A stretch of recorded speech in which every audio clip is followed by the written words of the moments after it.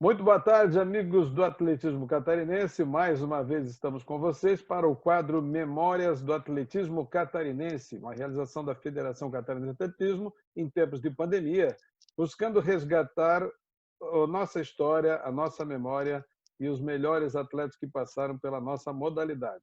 Lembrando sempre que todo cuidado é pouco em tempos de pandemia, se puder, fique em casa. E a Federação Catarinense de Atletismo, nessa semana, apresentou uma proposta de calendário à sua comunidade, que será apreciada junto aos outros órgãos para que, na medida do possível, possamos realizar os eventos propostos.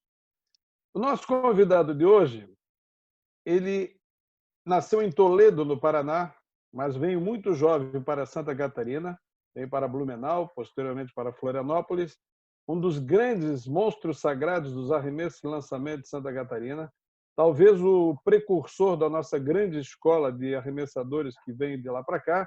Eu tenho o prazer e o privilégio de conversar com meu amigo Otmar Lothar Welsch. Boa tarde, Otmar.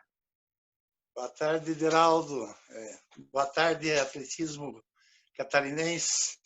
É uma grande satisfação poder fazer parte desse projeto. Eu quero parabenizá-lo pela essa iniciativa, né? Eu sei que você é um apaixonado pelo atletismo de Santa Catarina, um dos maiores conhecedores do atletismo de Santa Catarina, né? Eu me sinto honrado em fazer parte de uma galeria de pessoas tão gabaritadas, que tiveram um currículo tão brilhante, né? Como o Galdino de Blumenau, o Viggs, a Alva, né? A Pesce, e todas as pessoas que já passaram, o Bortolotto, né? Que já foram entrevistados. Eu quero dizer assim que eu não estou à altura deles, por ser uma história bem menor, né? Mas me sinto honrado em estar entre eles, né? Eu reconheço que tem muita gente boa, melhor do que eu aí no Santa Catarina. A própria Margit Weiss, que realmente essa é um grande monstro do atletismo catarinense, né? Então, para mim é uma grande satisfação estar fazendo parte dessa galeria, né? E me sinto honrado, apesar de querer me colocar na altura exata do meu tamanho, que não é tão grande assim, né? Mas dentro daquilo do possível, eu tive uma trajetória. Ele quer dizer que ele está sendo modesto. O Otmar Lothar Welsch começou a competir os Jogos Abertos de Santa Catarina, que é sempre o nosso grande referencial, 1978. Ao longo dos anos, ele conquistou 29 medalhas nos Jogos Abertos. Ele não sabe disso, no quadro de medalhas dos Jogos Abertos, ele é o quinto colocado fazendo provas de arremesso e lançamento, não correndo revezamentos. Então, ele tem 18 medalhas de ouro, 9 de prata e 2 de bronze. Isso não é um currículo que não é para qualquer um. O Otmar Welsch ganhou 12 vezes a prova do arremesso de peso, quase que consecutivamente, 6 vezes o lançamento do disco, e ele tem uma medalhinha de bronze escondida lá no lançamento do dardo. Otmar, antes da gente falar dos Jogos Abertos, a sua trajetória, essa trajetória brilhante, a sua história que nós vamos contar daqui a pouco, o Otmar Welsch começou a trabalhar o atletismo no Paraná, em Toledo. Como é que foi esse começo do Otmar, esse início dessa grande história? A minha história no esporte começa quando eu tinha 17 anos. Eu estudava no Colégio Luther King, em Toledo, né? E lá tinha um grupo de pessoas que praticavam esportes, que eu não sabia dessa existência. E um dia eu fui abordado por um colega que estava no mesmo colégio, só que eu estava no segundo ano científico, ele estava no terceiro. O nome dele é Walter Brach. Quem estudou sobre a história da educação física no Brasil já ouviu falar de Walter Brach, né? Depois se tornou professor de educação física, se tornou um dos grandes caras da sociologia da educação física no Brasil. Hoje mora em Vitória, no Espírito Santo. E ele, ao ver o meu tamanho, ele era um amante do basquete, né? E ele chegou e falou assim: tu já jogou basquete? Eu falei, não, nunca fiz nenhum esporte, né? Então vamos treinar com a gente e tal. Só que o treinamento era 5h30 da manhã numa quadra aberta. Isso era no pleno inverno, né? Mas eu fui criado na dificuldade, nasci na roça, conheci a luz elétrica depois dos 12 anos de idade, né? Então, a dificuldade para mim era algo que já custava no currículo desde cedo, né? E aí começamos a fazer basquete. Logo eu descobri que tinha alguns colegas que também faziam vôlei e handebol. Comecei a me interessar, né? Então, isso foi em 1975, né? Aí eu já participei em 1975 dos Jogos Regionais Abertos do Paraná, na modalidade de basquete, e foi em Cascavel, né, numa quadra aberta, né? Na realidade, essa é uma história que era para ser num ginásio, mas choveu tanto que inundou o ginásio. E depois que secou o tempo, não teve como continuar no ginásio, teve que fazer em uma praça lá de Cascavel, numa quadra aberta, né? Então foi a minha primeira participação, né? No ano seguinte, eu participei dos Jogos Escolares do Paraná em Curitiba, né, no Colégio Estadual do Paraná. Eu participei no modalidade de handebol, vôlei e basquete, né? Inclusive, nessa data, quem é daquela época lembra que explodiu um caminhão de dinamite no Cabral, que era um pouquinho acima do Colégio Estadual do Paraná, que é ali na Avenida Paraná, né? E houve uma grande explosão, estremeceu lá o ginásio, né? E depois nós subimos, aí eu fui lá e vi em loco no local, arrasou lá o quarteirão todo no bairro do Cabral, foi um grande desastre. Nessa época, então, foi nos Jogos Colegiais do Paraná. Depois participei nesse mesmo ano de 76 nos Jogos Abertos em Campo Mourão, no Paraná. Aí fui só no voleibol, né? E no final de 76, eu tenho um irmão meu que trabalhava já na Brahma, em Curitiba, né? E em 1966, eu tinha 18 anos, eu era pedreiro de profissão e fazia o segundo ano científico, né? Ele me convidou para trabalhar na Brahma, em Curitiba, se não queria, porque ele era aprendiz a mestre cervejeiro, e para poder trabalhar lá tinha que dominar a língua alemã. Como todos sabem, eu sou descendente direto de alemão. Meu pai é nascido em Dresden, né, 1903. Eu aprendi o alemão em casa, né? Então, quando ele me falou o salário, eu falei, eu quero, e fui para Curitiba, né? E ali em Curitiba começa efetivamente a minha história com o atletismo, né? Eu estava trabalhando na Brahma, tinha um super emprego, um emprego muito bom, com um futuro brilhante pela frente, né? Ia ser mestre cervejeiro, ia fazer um curso de especialização na Alemanha de 2 anos e meio, né? E eu fui no Colégio Estadual do Paraná para ver os Jogos Escolares daquele ano de 77, então, né? E ao sair do ginásio, fui abordado pela segunda vez, a primeira vez pelo Walter Brack, Toledo, a segunda vez por um senhor chamado Aristides Junqueira. Hoje, saudoso Aristides Junqueira, nos deixou, acho que no ano passado, esses anos, acho né? que 2018, acho que foi, né? E então ele olhou para mim e falou assim, cara, que esporte que tu faz? Eu falei assim, eu já joguei vôlei, basquete, handebol.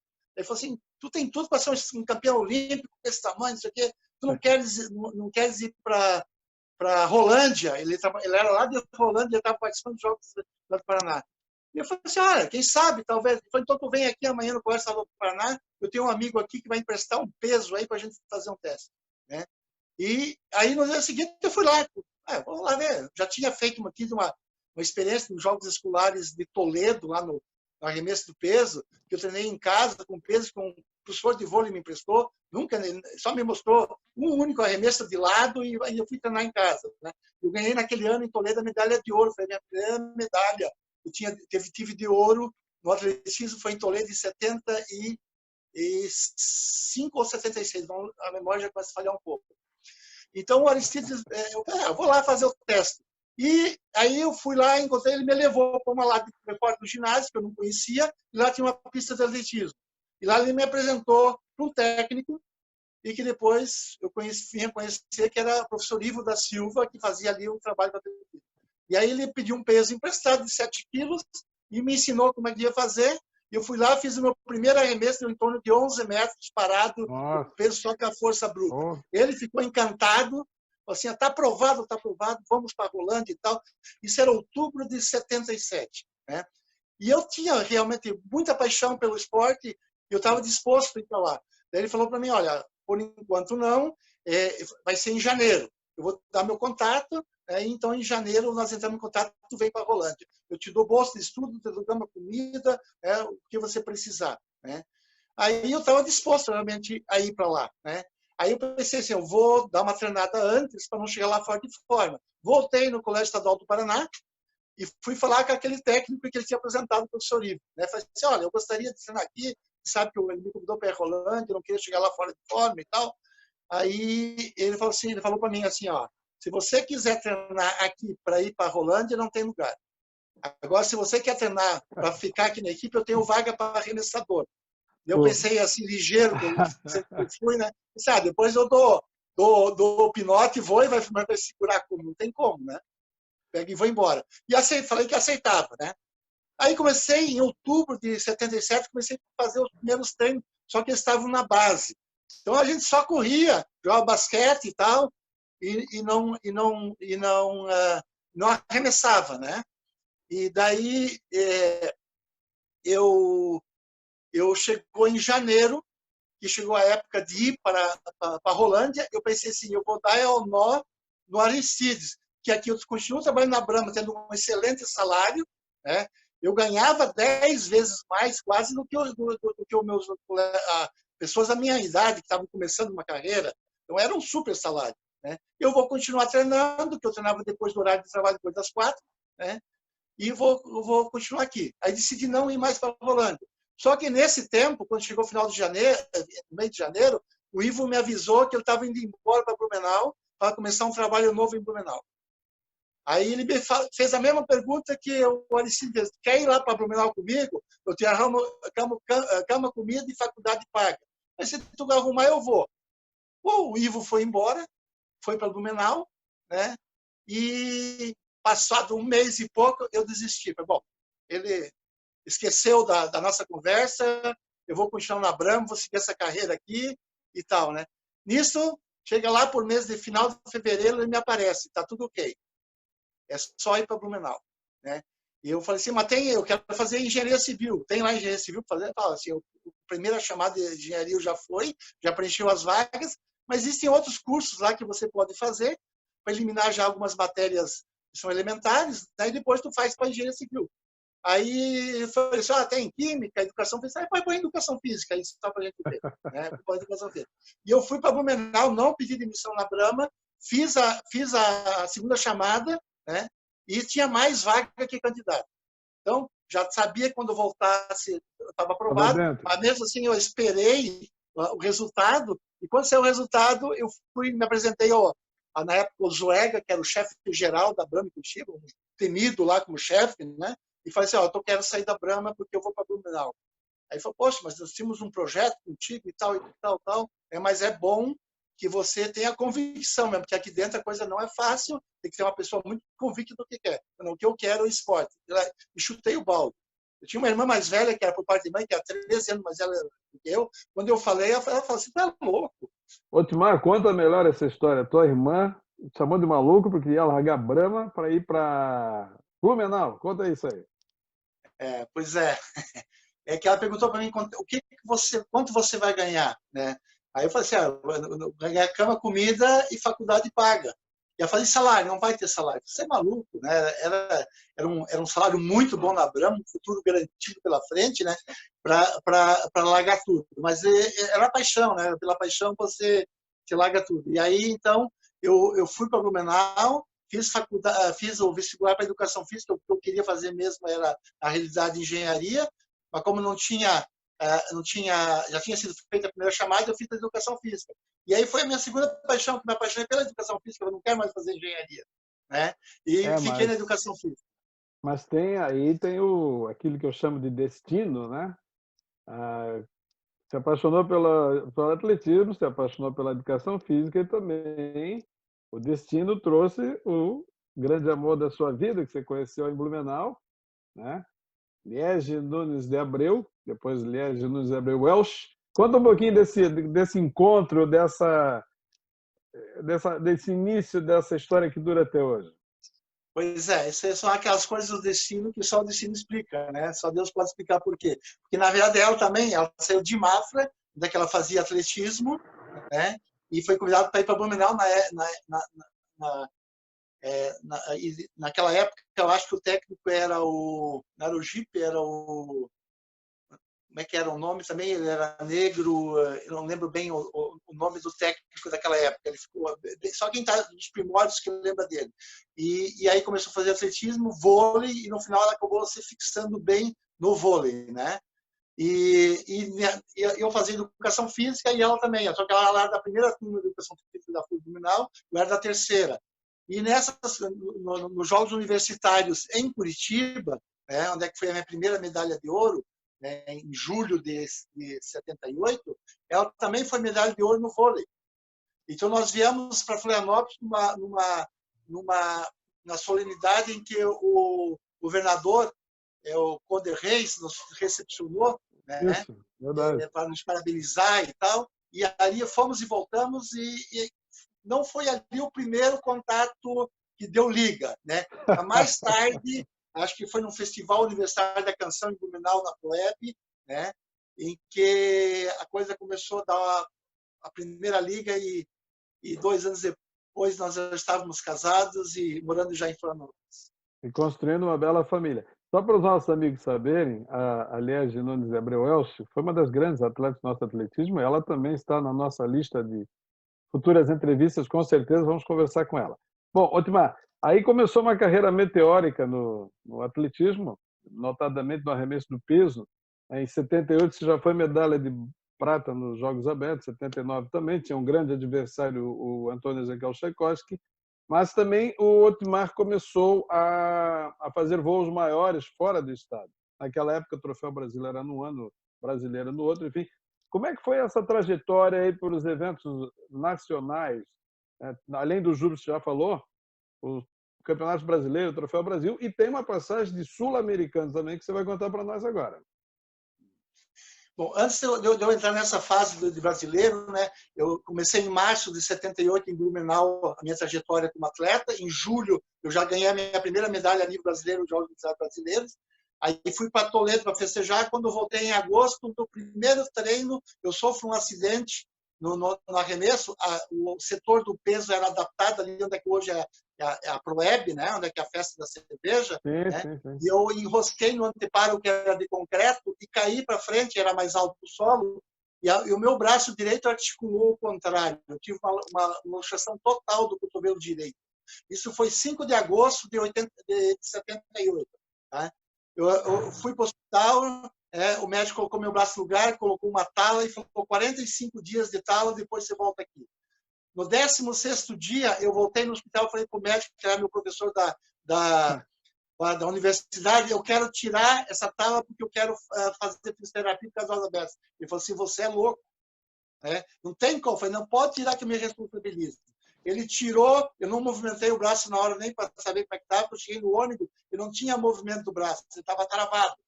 Mas Nossa, alemão, sabe que quem tem o alemão que é teimoso, né? Eu fui embora, fui para casa e com água quente do chuveiro e exercício, eu fui recuperando, tá? E fazendo exercício na sala de aula de extensão do braço. E em setembro de 78, eu vim para Florianópolis, na Marinha, fazer o índice para os Jogos Abertos. E sem índice você não ia.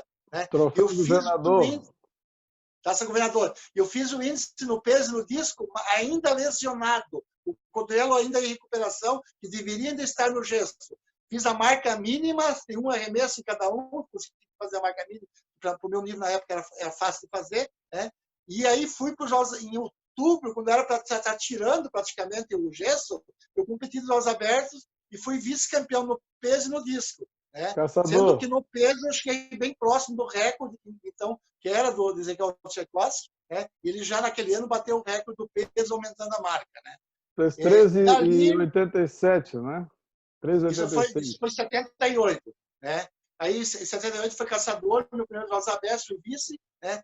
Aí, em 78, eu fui para o 79, eu fui para o Jubes, na Paraíba, fui vice, porque eu tinha tido uma lesão na coluna, com um agachamento de só 130, 140 quilos, que deu uma deslocada numa vértebra, ainda consegui ser vice, né? E fui para o Troféu Brasil no Rio de Janeiro, aquele ano em que o Joaquim bateu o recorde mundial juvenil lá no Célio de Barros. Né? Fui para lá, eu nem lembro a minha colocação, eu acho que não sei se eu cheguei a ficar entre os 10, entre os 12 Eu ainda estava bem cru na situação, né? Aí, em 80, começa uma trajetória já mais diferenciada a nível brasileiro. Eu creio que eu fui medalha de bronze em 80 em São Paulo, né? No arremesso de peso. Né? No disco, eu não lembro, acho que foi sexto ou sétimo colocado. Mas eu já estava entre os finalistas também do disco. Né? Em 80, daí, houve os Jogos Abertos, os Jogos Universitários em Florianópolis, onde eu ganhei 2 medalhas de ouro, tanto no peso quanto no disco. Vamos lá. Otimar, naquela época tinha uma gama muito grande de adversários de porte no Brasil, né? Então, uma final de Troféu Brasil, tanto no disco como no peso, tinha uma galera muito forte. Mas eu quero lembrar, não sei se tu vai lembrar disso, Jogos Abertos de Blumenau, em 79, lá no SESI, a pista novinha do SESI, aquele maravilhoso espaço, e o recorde dos Jogos Abertos, eu nunca esqueço, porque eu estava trabalhando na prova, era 13 metros e 86, que o Ezequiel tinha feito em Caçador. Então, fizeram um setor maravilhoso lá, muito bonito, e o final do setor fizeram de tijolo, de cimento, na marca do recorde, 13 e 86. Aí vocês chegaram lá, tu, Ezequiel, o João Batista Carlini, aquela turma toda, olharam aquilo lá e disseram, não, vai dar certo. Lembra o que vocês fizeram lá? Os atletas? Lembro. Foi uma sequência de quebra de recorde. Eu quebrei 3 vezes o recorde dos abertos, o Ezequiel quebrou 4, ficou com a de ouro. O peso adentrou o campo de futebol.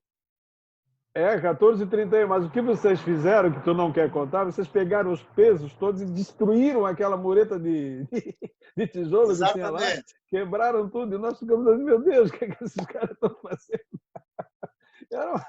Era muito legal aquilo. E aí você, óbvio, você não pode limitar o setor ao recorde, você tem que ter um setor Sim. que dê muito mais espaço. E aí vocês foram fazendo aquela sequência de quebrar recorde, foi muito interessante aquilo. Até acho que eles limitaram ali justamente para proteger o campo de futebol. Porque claro. Após o REC de um palmo, depois começava o campo de futebol, que era usado ali pelo Blumenau Esporte Clube, mas nós arremessamos lá dentro do campo. Né?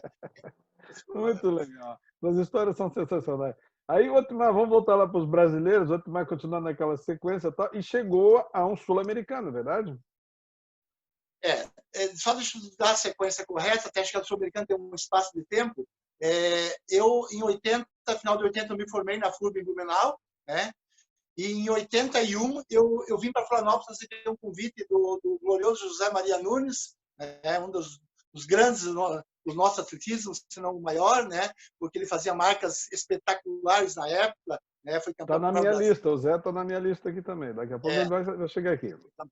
Eu vi ele ser campeão do Troféu Brasil, uma virada espetacular na última volta lá no Ibirapuera, em São Paulo. Né? Então, eu vim para cá, convite dele, para ser técnico de atletismo. Eu só tinha 3 anos de atletismo. Né? E o meu sonho sempre foi ser técnico de atletismo. Eu alimentava esse sonho, eu queria ser técnico realmente. Né? Aceitei o convite e vim para cá. E aí comecei a fazer um trabalho. Já em 82, a Mônica Rocha bateu o recorde sul-americano do dardo, menores. Ela fez 47,40, né? Naquela época. O recorde era 45,42, eu acho que era o recorde. Ela meteu lá no Célio de Barros do Rio, meteu 47,40, né? A Laís Salvadego saltou de 10 metros, foi para 14 metros de peso, né? Também acho que foi terceiro no Troféu Brasil. Aí começou também a minha carreira meteórica como técnico de atletismo. Mas tu está muito ansioso. Nós vamos falar do treinador Otimar daqui a pouco. Nós estamos falando do atleta Otimar ainda, né? E aí tu tocou num ponto que era um dos itens que eu queria te perguntar. Essa mudança para Florianópolis, a gente sabe que foi por convite de Maria Nunes, e Blumenau aceitou tranquilamente essa mudança? Como é que foi isso aí? Foi tranquilo sair de Blumenau e vir para Floripa? Aí, nessa hora, você já era um dos caras top dos arremessos, né? Eu no ano de 80, eu ganhei o peso lá em Jaraguá do Sul, né? Uma prova que o Ezequiel, infelizmente, não pôde participar por causa de um erro da equipe de chegar atrasado na competição por causa da chuva, né? Sim. E aí ele ganhou o disco, fez uma super marca, o Ezequiel na época 49, acho 49, 42, fez no disco lá em Jaraguá do Sul, e eu ganhei o peso com 15 metros e 40, já uma marca que na época me colocava já no ranking brasileiro, se não me engano, em primeiro ou segundo lugar. Né? E então a minha vinda para cá eu já vinha trazendo pelo menos uma medalha de ouro, né? E coincidentemente o Ezequiel começou também a competir em 81 por Florianópolis. Florianópolis, exatamente. Eu e ele, né? Por Florianópolis, né? Então em 81 em Lages eu fui campeão no peso, bati o recorde 16,31 e o Ezequiel ganhou o disco. Não lembro quanto foi, ele não chegou a bater o recorde, mas também fez uma marca de 48 alguma coisa. Tinha chovido lá também, estava tudo muito úmido, Não, né? Lembra? estava muito. Não, de Lages era só frio, era muito frio. Tá? Eu lembro era temperatura em outubro, acho que dava durante o dia 6 ou 8 graus. Sim, foi Assim. um frio À noite danado. estava quase zero. Né? Era uma Bem época de muito complicado. frio, um frio fora de época, né? Então eu venci o peso, ele venceu o disco, né? E aí eu continuei, aí nessa época eu já dava treinamento, via todo o treinamento, treinava junto. À noite eu fiz primeiro a pós na Federal, foi a primeira turma de pós em Educação Física na Federal, né? Em 81, né? Não, em 82, né? E aí, em 83, eu passei a trabalhar à noite com a academia de ginástica, né? E continuei levando a minha carreira de atleta juntamente com a de técnico, né? E Treinador. aí já tinha vários atletas a nível nacional, já apareceu também o João Garlini, que eu lembro que em Itajaí o pódio era os 3 de Florianópolis, Ezequiel no disco em primeiro, eu em segundo, João Batista em terceiro. Né? E em Exatamente. Itajaí eu ganhei minha última medalha, a única medalha do dardo foi em Itajaí. Né? 5506. Oi? 5506, não é isso? Não. Eu fiz 60-28. O segundo colocado foi o Wilson Bus com 63 ou 64. Não foi o Leitz, que era 63, 64. Roberto E Leitz, de o Blumenau. Cabeção fez 68 metros nesse dia em Itajaí.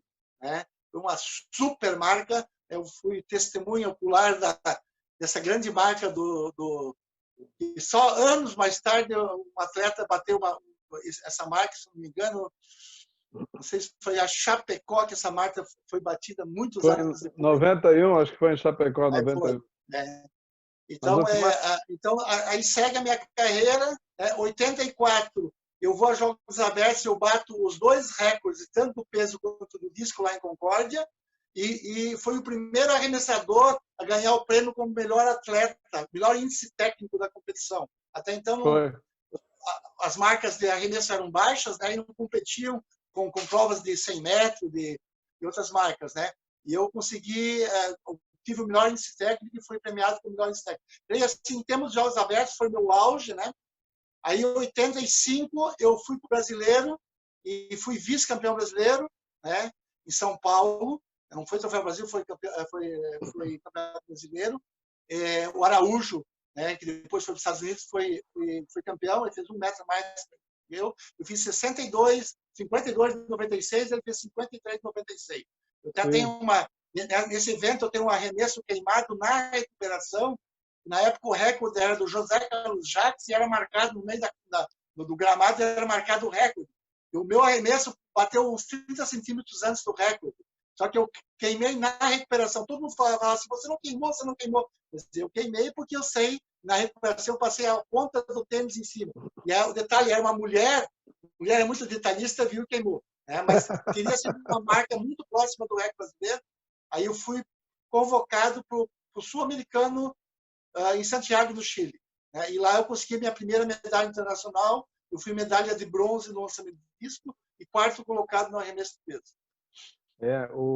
Essa trajetória foi muito rápida, muito meteórica. E aí fica uma pergunta, né, Otimar? E a gente sabe as dificuldades que é ser treinador e atleta ao mesmo tempo, conciliar os treinos. E ainda me lembro que você trabalhava no Instituto Estadual de Educação também. Uma pergunta assim, se o Otimar tivesse se dedicado apenas aos treinos, que projeção imaginária daria para fazer? Se fosse assim, estou focado só em treinar, não me preocupo com outra coisa.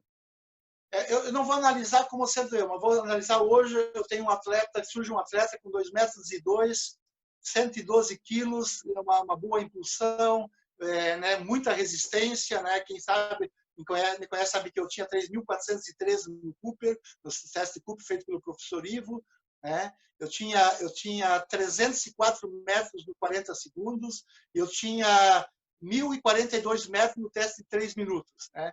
Então eu tinha muita força de vontade de fazer as coisas. E se eu tivesse um atleta desse, desse para eles as condições que tem hoje os principais atletas do Brasil, eu no mínimo teria ido mais longe, né? Não sei onde é que eu teria chegado, não sei também até onde o meu corpo teria aguentado, né? Esse treinamento mais forte, né? Mas eu teria ido mais longe. Eu só quero fazer uma parte aqui que eu só treinei para valer até começo de 86. Depois de vir do Sul-Americano, no ano seguinte, eu comecei a treinar novamente com o objetivo de bater o recorde brasileiro, porque eu tinha chegado muito próximo no Campeonato Brasileiro em São Paulo, no Ibirapuera, né? E aí, quando chegou lá por março, que eu estava fazendo a base, uma base muito forte, né? Eu tive algumas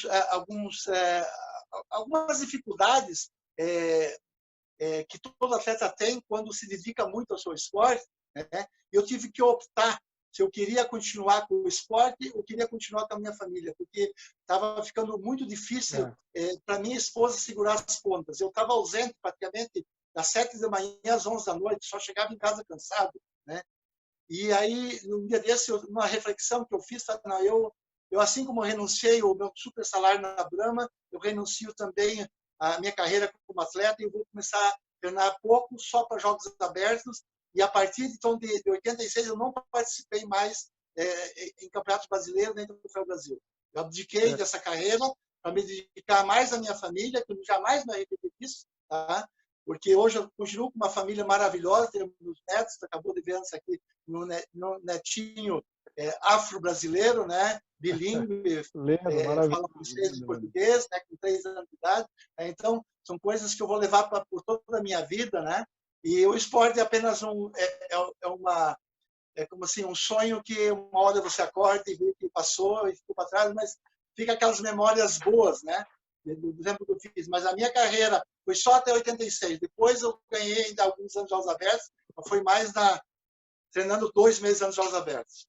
Eu acompanhei essa fase, porque eu trabalhava na universidade, e a gente, né, fazia o trabalho junto ali, eu tinha minha escolinha, enfim, e eu via entre aspas, né, esse drama que você viveu nessa tomada de decisão. Eu, particularmente, acho que você teria ido para uma Olimpíada fácil, né? Mas são caminhos que a vida dá e naquela época, como hoje também não é muito diferente, a falta de apoio para o esporte era muito grande, né? E essa renúncia toda que tem que ter e se determinar é muito difícil. Mas né, valeu a pena, né? Marjorie, Nadege, Valeu. Guna, família maravilhosa que eu tenho esse privilégio de Geraldo, acompanhar. eu quero dizer assim, ó, aonde que eu cheguei no atletismo foi muito além do que um matuto que veio lá do interior do Paraná. Eu nasci na roça, eu até aos 12 anos não conhecia a luz elétrica, né?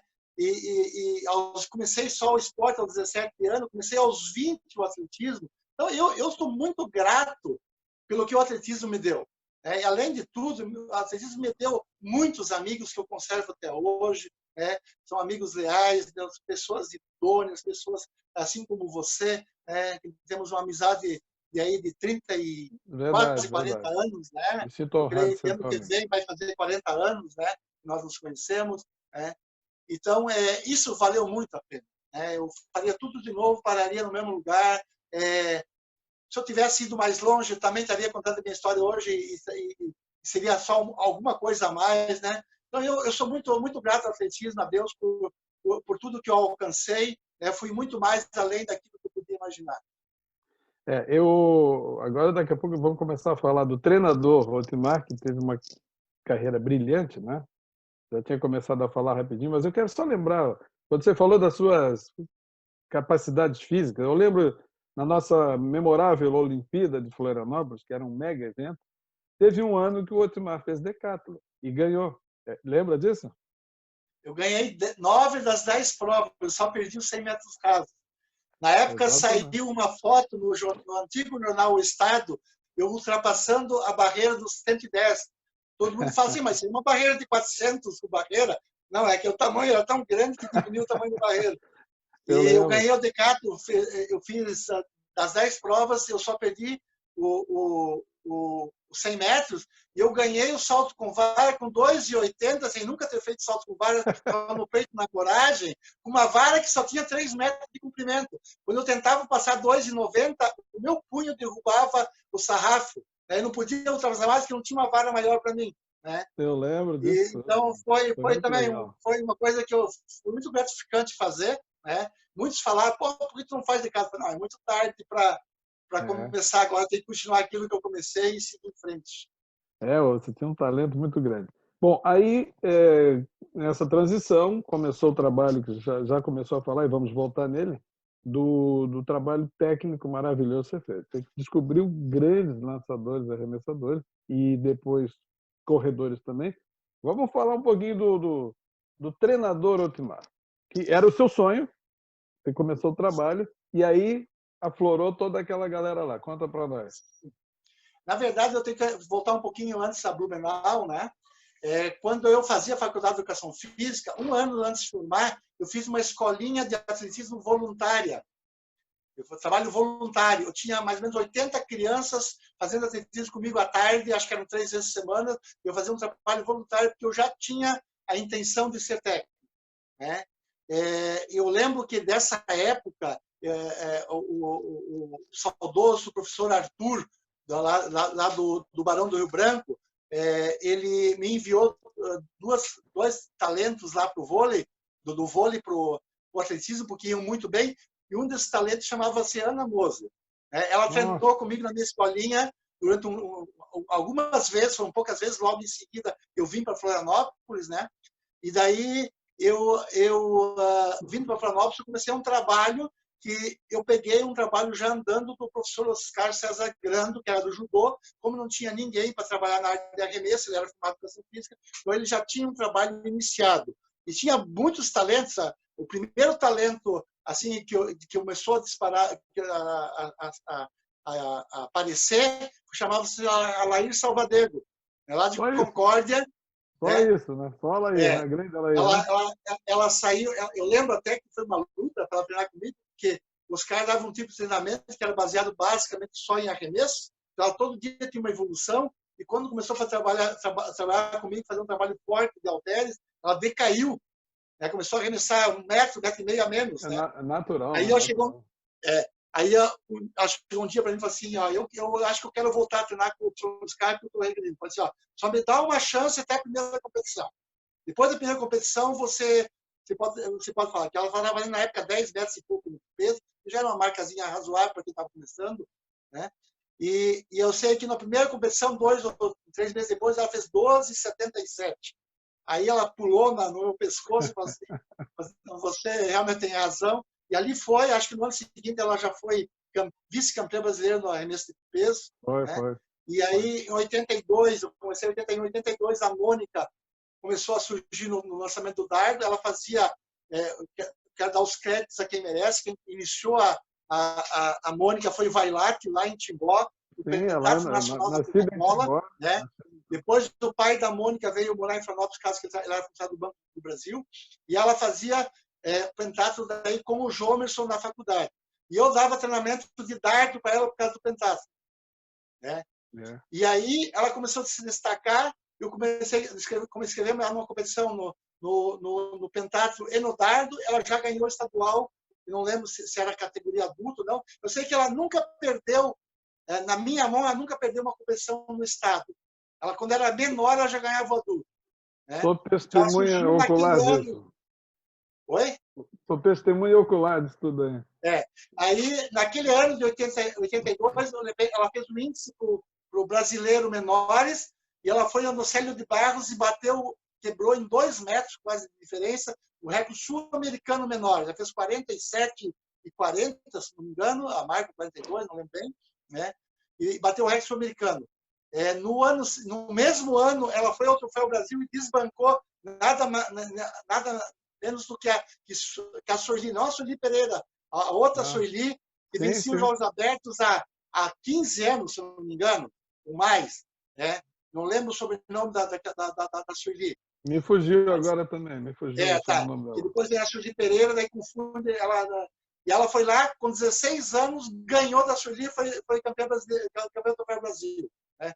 Em 83, ela foi bicampeã do Troféu Brasil, ganhou o Sul-Americano Menores, ganhou, não, em 82 ganhou o Sul-Americano Menores, em 83 ganhou o Sul-Americano Juvenil, bateu o recorde sul-americano juvenil com 52,08, já pulou de 47 anos para 52 do outro. Né? Foi bicampeão do Troféu Brasil, e em 84, acho que foi 83, não sei bem, a idade já começa a comprometer a memória um pouco, né? Ela foi tricampeã do Troféu Brasil, quando ela, no último arremesso, ela buscou aí a Sueli Pereira dos Santos, estava ganhando com 51,82, e ela foi lá, cravou no último arremesso 51,82. Eu estava fazendo arremesso de peso na hora, que era do lado do corredor do dardo. Eu chamei ela, falei, Mônica, tu tem uma chance, vai lá e ganha dessa menina. Ela foi lá e fez a mesma marca. Só que a Mônica tinha a segunda melhor marca e tirou a medalha do peito da Sueli de ouro e foi tricampeã do Troféu Brasil. Né? A Mônica é daqueles talentos raros que aparecem, né? Mas a Mônica também foi outro caso. Chegou um momento da vida dela que ela optou pela carreira, pela profissão, né? Continuou praticando, jogava vôlei de praia também. Mas é outra também que, se tivesse focado, teria chegado numa Olimpíada também. Ela, além de ser uma excelente atleta, dedicada, ela era uma pessoa muito inteligente, pegava muito fácil as coisas. Né? A Mônica, depois, acho que foi 84, 85, ela foi para treinar em São Paulo com um técnico japonês que ele trabalhava lá em Minas, num projeto lá. Ela chegou a fazer 55 e alguma coisa no dardo. Né? Não foi 56, não lembro bem. Né? Mas ela ainda melhorou de 52 para 55 metros. Mas ela era uma menina, se tivesse continuado o treinamento, continuado a carreira, era uma menina para 60 metros, com uma Sueli, depois chegou a 60 metros. Sim. Aí, nesse tempo, também surgiu a Amélia, né? A Amélia no disco. Né? Surgiu o Garlinho. Amélia Aparecida Moreira. Amélia Aparecida Moreira. Amélia Moreira. Mora na Alemanha hoje, é isso? Lá na Suíça. Ela já mora há muitos anos na Suíça. Uma das atletas mais simpáticas que eu conheci na vida. Nunca vi ninguém falar nenhum mal dela. Né? Sempre uma pessoa simpaticíssima. E foi, além de ao muito linda, ao contrário do que vos fala aqui, que nunca foi muito simpática. Nunca engoliu muito enrolado as coisas. E aí chegou um momento também que você começou a ganhar um monte de medalha nas provas de velocidade, nas provas de meio fundo, 3.000 com obstáculos, com uma outra geração, né? Foi um segundo tempo, que a primeira fase foi na Universidade Federal, que foi até, acho que, 89. Aí, de 89, eu parei, deixei de ser técnico de atletismo e fui trabalhar no Instituto como professor de Educação Física, que eu já tinha uma disposição para a Federal, aí acabou o convênio, o Zé Maria foi para Jaraguá, praticamente acabou aquela fase boa do atletismo, e eu fui trabalhar no Instituto, trabalhei acho que 4 ou 5 anos à noite no Instituto, era fiscal de pátio lá para poder, durante o dia, fazer meus bicos de parte elétrica e hidráulica, eu ganhei um bom dinheiro com isso, trabalhei 27 anos fazendo esses bicos, isso pude construir minha casa e ter uma condição um pouco melhor, sempre fui muito batalhador, né? E aí, em 97, quando o Rota entra na fundação, ele me convida para começar um trabalho dentro do Instituto de Atletismo. Né? E aí eu comecei dentro daquela pistazinha do Instituto, 285 metros só, 3 quadras polivalente no meio, não dava para arremessar. E lá dentro eu fiz atleta no obstáculo, o Rodolfo Jair Haas, que foi campeão sul-americano, bateu o recorde sul-americano do 3.000 com obstáculo com 9,01 no 3.000 com obstáculo, uma marca que colocava ele na idade com 17 anos entre o quarto melhor do Brasil adulto. Né? Sim. Depois foi quarto no Pan-Americano, nas Bahamas, que ele não queria. Era a última prova da competição, ele estava no hotel 5 estrelas, ele não queria perder nada, não treinou, não fez nada, falou assim, jogou, vai ter Mundial, acabou os caras ganhando o Pan-Americano com marca inferior, acho que 8 ou 9 segundos inferior do que ele tinha feito no Sul-Americano. Né? Depois surgiu também o Heitor Oliveira Salles, né?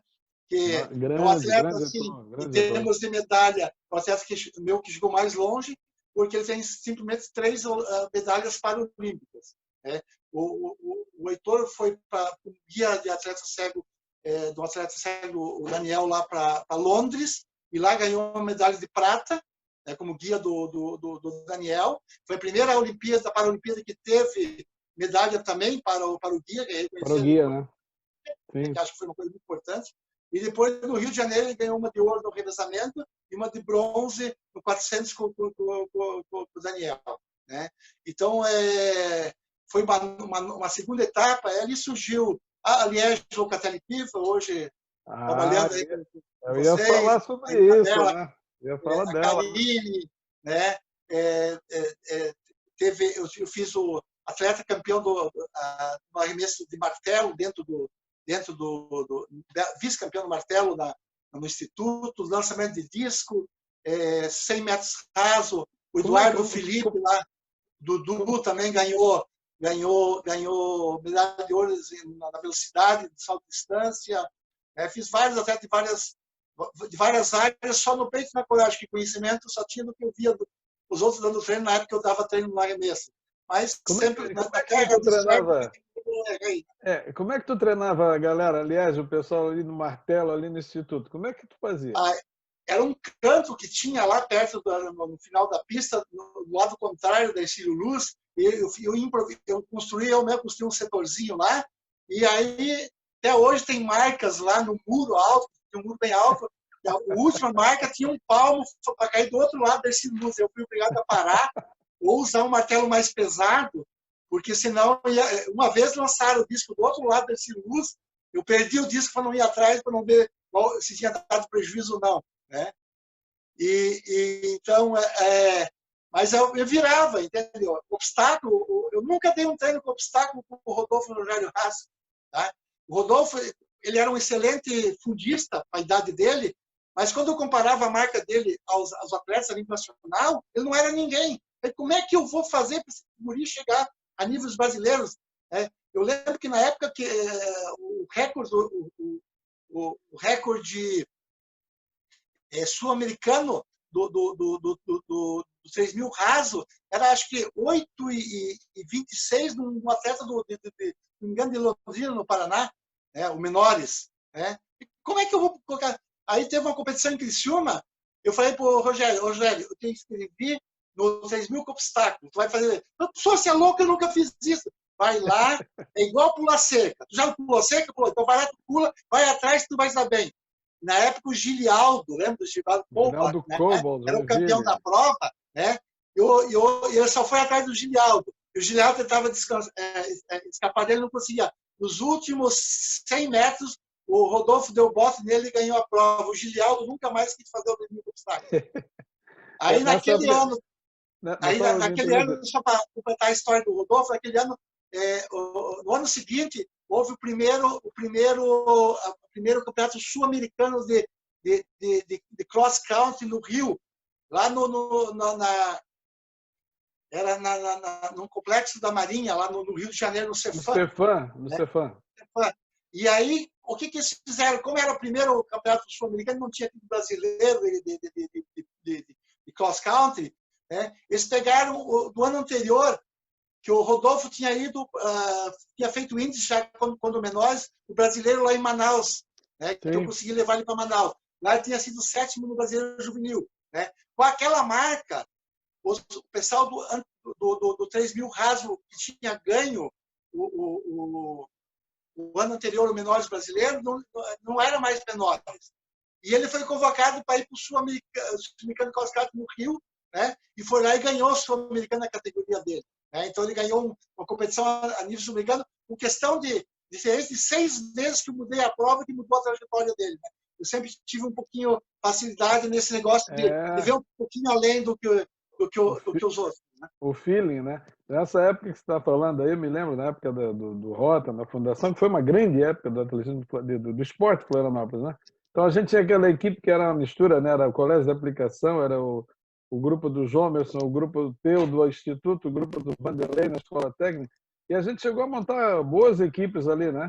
Era um trabalho legal, mas assim, até naquela época a pista da universidade também estava muito ruim, estava tudo muito ruim, né? E a gente tirava leite de pedra, na verdade, né? Realmente, ali no Instituto da Educação, todo o material que eu tinha de uso ali, eu comprava com a vaquinha feita com os atletas. O dinheiro meu ou os atletas. Sapatilha, tudo, tudo, tudo. Foi assim. Né? Nós fomos comprando material, construindo alguma coisa, coloquei um banco de supino, comprei uns halteres, mandei fazer martelo, fui aqui num ferreiro, expliquei para ele o que eu queria, fiz o martelo, eu mesmo mandei fazer lá, né? Usando só um peso que eu tinha, né? Assim fui fazendo, criando condições, né? E dali consegui fazer ainda um trabalho bem razoável por aquilo que a gente tinha de condições, né? Agora a gente vai falar um pouquinho, né? Que tudo está misturado, mas do professor, do profissional, do educador, Otmar Welsh, porque a gente, quando forma atletas, a gente não forma só atletas, forma cidadãos. Né? E quando falou do Rodolfo e da Liege, a Liege, para quem não sabe, hoje é a secretária da Federação Catarinense de Atletismo, foi atleta do Otmar. Ela está aqui no vídeo com a gente, ela não está aparecendo, mas ela está quase chorando ali com essas histórias de emoção. O educador Otmar, e a pessoa que eu conheço, Otmar, uma pessoa extremamente justa, polêmico, brigador quando tem que brigar, né? Mas sempre buscando a justiça. Então, essa questão de formar cidadãos, conta um pouquinho dessa ideia para nós, Otmar. Pois é, Geraldo. Eu, na realidade, me aposentei ano passado, em dezembro. Depois de 39 anos lidando com atleta, com alunos, né? Eu já, lá em Blumenau, na faculdade, eu já dava aula de educação física no pontinho estudantil, que o meu glorioso professor Ivo da Silva me arrumou, que ele era coordenador lá, né? Eu comecei uma experiência lá, sempre gostei, algo que eu gostava muito, quero até fazer uma parte aqui, dizer da importância que o professor Ivo da Silva teve na minha carreira, né? Muito do que eu sou hoje devo a ele, pelo caráter que ele sempre teve, né? Pelo cara que né? O caráter que ele sempre demonstrou como professor, a correção dele, né? A honestidade dele, né? E também, assim, para ele não tinha tempo ruim, não tinha lugar ruim para treinar. Qualquer lugar era lugar para treinar. E eu aprendi muito isso com ele. Eu quero que até hoje, desculpa, né? só agora no final eu falo a respeito, mas deixar assim, um espaço especial para o professor Ivo. Ele é um dos grandes, a grande mudança da ciência Santa Catarina veio após vinda do Ivo da Silva Panaia em 78. Aí começou realmente uma mudança significativa. Ele tem muito a ver com isso, né? Fez atletas do naipe do Galdino aí que dispensa apresentação, né? E eu e o Galdino devemos muito a esse grande mestre, a quem eu sempre chamo de grande mestre, Ivo da Silva, que continua com a mesma vontade de trabalhar hoje como quando ele iniciou. Ele tem a mesma garra, eu fico impressionado, eu já estou aqui aposentado, eu não quero mais fazer nada, e ele continua formando novos atletas. Vai estar lá com o Matheus, que vai ser um grande atleta na área de imagem, já é, né? Mas ainda é novo, acho que vai superar a maioria dos atletas que ele fez antes, né? Eu quero deixar esse espaço de dedicatória para o professor Ivo da Silva. E voltando, então, eu herdei muito dele, essa minha parte de personalidade, né? De fazer as coisas corretas. E isso que eu sempre falava para meus atletas, não se iludam com o atletismo, vocês não vão chegar longe. Tá? Mas ele é um trampolim para a vida. Tá? Eu não queria enganar os meus atletas. Falar assim, não, você vai ser campeão. Não, eu não sei onde é que vocês vão chegar, mas não pense que vai chegar muito longe. Use isso como trampolim. Aqui vocês vão aprender disciplina, perseverança, lealdade, compromisso. Vão aprender muita coisa que vai ser útil pela vida toda. Né? Então, essa foi sempre uma marca minha, né? Dentro das pessoas com quem eu trabalhei. Tanto é que eu recebo todo ano, no Dia dos Pais, um telefonema de atletas que me chamam de que eu só falo que eu sou o segundo pai deles. Eles lembram do Dia dos Pais, né? Tenho vários atletas que têm muita consideração por mim, né? O Heitor, o Rodolfo Rogério, o Dudu, o Carlos Eduardo Felipe, né? A própria Liege, né? A irmã dela, né? São todas pessoas que passaram pela minha mão, né? E que têm tem, assim, um grande respeito pela minha pessoa, né? Porque sabem como eu trabalhei com eles e como eu sempre tentei fazer o melhor para eles. Eu nunca tentei. Quando um atleta meu, eu lembro que a Mônica e a Lair falaram em ir embora, eu ajudei elas a ir embora, falei, vai, vocês vão para um lugar melhor, para um centro maior. Eu sabia que é igual filho que um dia vai alçar seu próprio voo, né? Não tem como segurar. Sim, Eu incentivei, exatamente. vai, desde que seja para melhorar, pode ir para frente. Então, o que eu carrego mais hoje, de tudo que eu fiz, é a gratidão dessas pessoas, o reconhecimento que eu tive uma influência na vida atlética e principalmente na personalidade, no caráter desses atletas. Isso eu acho que é o Na maior legado formação, que eu deixar. a formação que a gente passa, né? Eu digo gente porque eu também fiz um trabalho parecido, também tinha essa meta, não sei onde é que vou chegar no atletismo, mas preparar para a vida é muito bom, né? E o Otmar hoje acabou de falar, um senhor aposentado, cheio de netos, os filhos dando netos e mais netos. E como é que é essa fase, vovozinho, Otmar? Como é que é isso? É bom? É Essa, gostoso? essa é a melhor fase, né? Você não precisa educar, você só precisa bajular, né? Aí o meu netinho está aqui em casa, um afro-brasileiro, na realidade é um teuto-afro-brasileiro, né? O meu pai é da Alemanha, o pai dele é do Congo, do meu neto, né? Então, e a minha filha nasceu no Brasil, então é um teuto-afro-brasileiro, né? E eu dando uma balinha para ele, né? E a mãe falou assim, mamãe, minha filha, é a casa do vô, na casa do vô pode tudo. Depois em casa você fala, não pode ter bala, mas aqui deixa o vô, ele fala, opa, chocolate, chocolate. Então é uma fase maravilhosa, tem o Joaquim e o Miguel também, eu tenho a Antônia, que é irmã do Benjamin, da Margem, e o Gunnar me deu os dois primeiros netos foram do Gunnar, né? Que é o Joaquim e o Miguel, né? Que é uma paixão também, que estão sempre próximos aqui de mim, né? Eu sou o Opa, você é o Opa de sobrenome, eu sou o Opa porque o Opa em alemão quer dizer avô, né? Avô, A né? forma carinhosa de chamar o avô é Opa. Então eles só me chamam de Opa. Opa, Opa, e Opa para cá e Opa para lá. Mas é uma fase maravilhosa, né? Quem está nessa fase sabe melhor do que eu quanto é bom ser avô, né? Poder curtir os seus netos, né? Não sei quanto tempo tenho pela frente, mas estou preparado para partir a hora que for necessário. Deus já me deu muita coisa boa na vida, mas aquilo que eu ainda tenho pela frente, quero usá-lo da melhor maneira possível, ajudar quem eu puder ajudar e fazer sempre o bem. Eu peço desculpa aqui publicamente a, perdão, a qualquer pessoa que no passado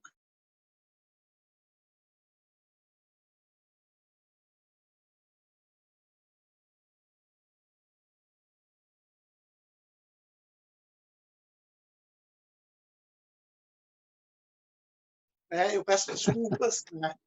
E sou um ser humano como qualquer outro, né? Mas reconheço também que errei muitas vezes me cedi, né?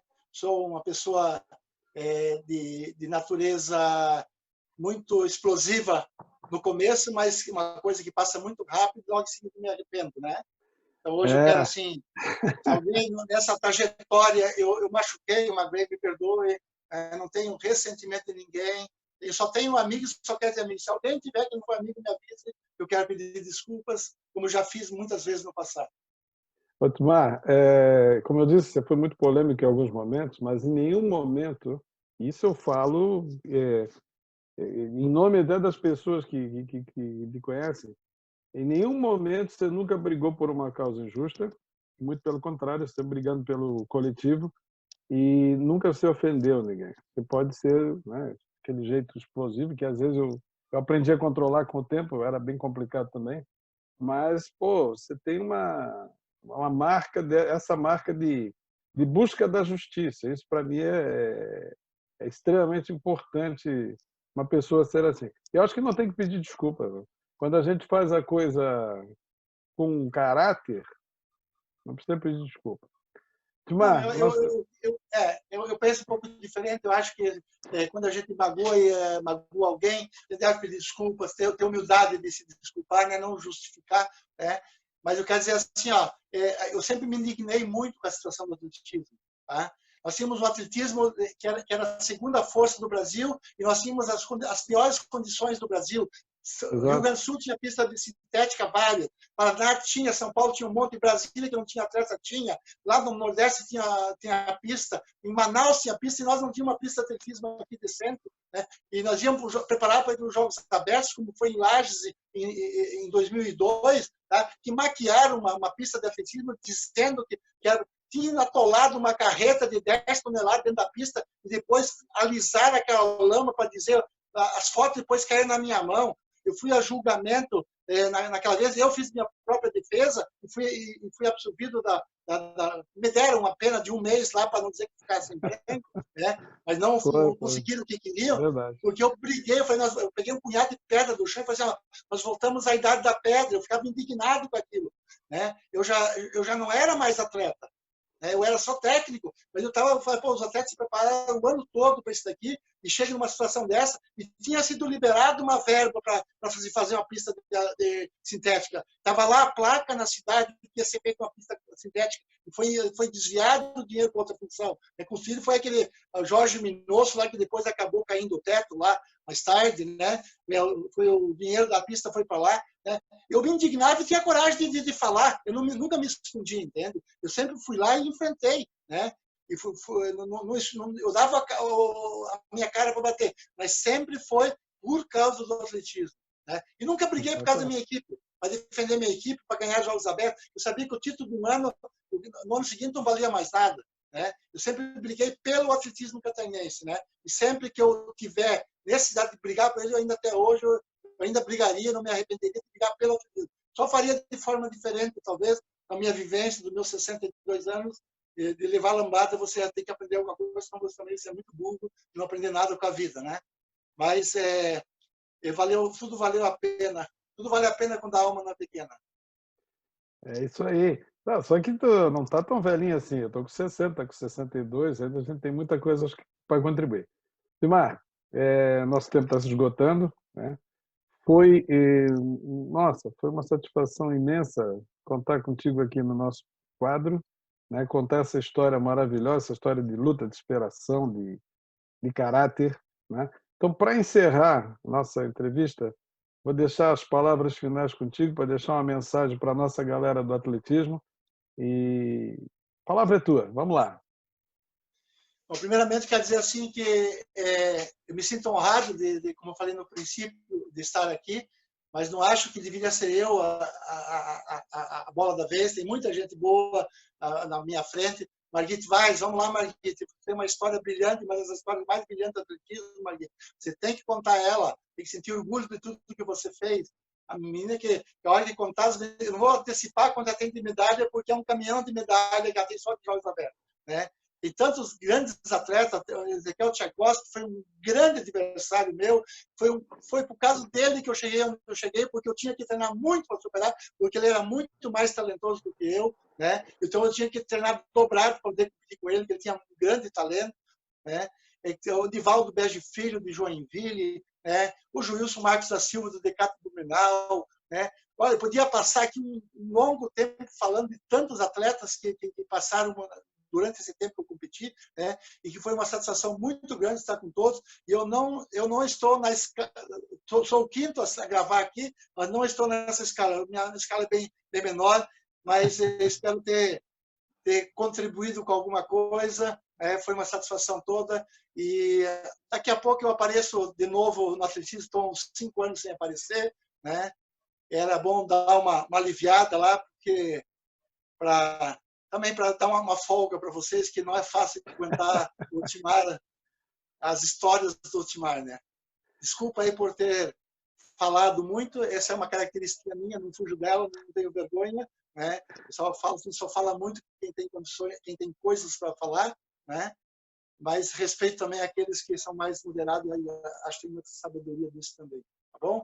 Um abraço a todos, Heraldo, muito obrigado, tá? Quer dizer, ratificar aqui que a Federação Catarinense nunca teve em boas mãos por alguém que gosta tanto de atletismo quanto você. Se não é puxa-ação de saco, nada, não tenho, hoje não sou técnico, sou atleta profissional, não preciso disso, mas ela está muito bem representada e eu sei que ainda temos muito tempo pela frente, que Deus te conserve com muita saúde, muita garra e disposição para nos levar num patamar mais alto ainda do atletismo, tá bom?